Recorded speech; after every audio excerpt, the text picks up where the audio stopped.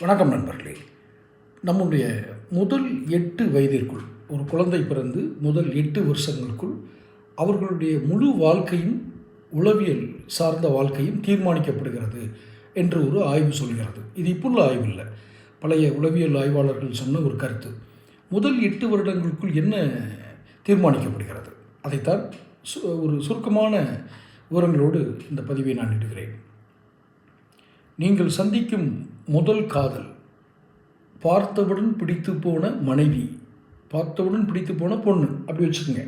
ஒரு பொண்ணை பார்த்தோன்னே எனக்கு பிடிச்சிருச்சு அப்படின்னு சொல்கிறதுக்கான காரணம், அதன் பின்பு நாம் ஒரு வேலையில் சேர்கிறோம், அந்த பணி நமக்கு பிடித்திருக்கிறது பிடிக்கவில்லை என்பதை தீர்மானிக்கக்கூடிய உளவியல் காரணங்கள், அதற்கான ஆரம்ப கட்ட பதிவுகள் ஒரு மனிதனுடைய முதல் 8 வருடங்களுக்குள் நடக்கிறது என்று சொல்கிறார்கள்.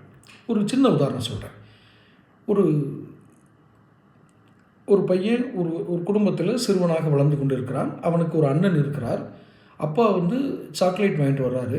அண்ணனுக்கு கூடுதலாக ஒரு சாக்லேட் கொடுத்து விட்டார் என்று வைத்துக்கொள்ளுங்கள். இந்த தம்பியாக ஏற்பட்டவன், நானும் எனக்கு ஏன் நீ ஒரு சாக்லேட் கூட தரலைன்னு சொல்லி தன்கிட்ட இருக்க சாக்லேட்டை தூக்கி எறிகிறான். ஒரு குணம் அப்படி இருக்குன்னு வச்சுக்கோங்க. இதே குணம்தான், இந்த குணத்தை அப்பொழுதே சீர்திருத்தாவிட்டால் இது பிற்காலத்தில் எப்படி வருகிறதுனா, இவர் வேலைக்கு அந்த ஒரு 13 வயது அடைந்து கல்வியெல்லாம் முடித்து கல்லூரி படிப்பு முடித்து வேலைக்கு சேர்றாரு. இவரை விட தகுதி குறைந்த ஒருவர் இவருக்கு மேலதிகாரியாக பதவி உயர்வு பெறுகிறார் என்றால் இவர் வேலையை ராஜினாமா செய்வார். யார்? இந்த சின்ன வயசில் சாக்லேட்டுக்காக சண்டைப்பட்டவர். அவருடைய பொருளாதார சூழல் மிக மிக மிக ஒரு கடினமான பொருளாதார சூழல் இருக்கலாம். இந்த வேலையை விட்டால் நாம் அடுத்து என்ன செய்ய போகிறோம் என்பது கூட தெரியாமல் இருக்கலாம். ஆனால்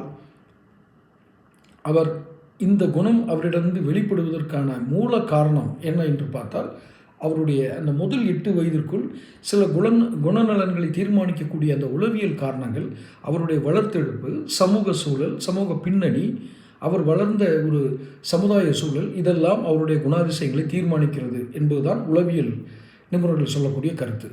இது போன்ற பல சுவாரஸ்யமான உளவியல் தகவல்கள் இருக்கின்றன.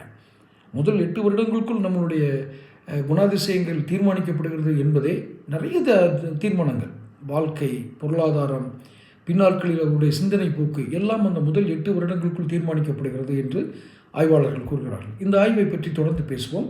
சேனல் சப்ஸ்கிரைப் பண்ணிக்கோங்க. உங்களுடைய கருத்துக்களை கமெண்ட் பாக்ஸில் பதிவிடுங்க. தொடர்ந்து பேசுவோம். நன்றி.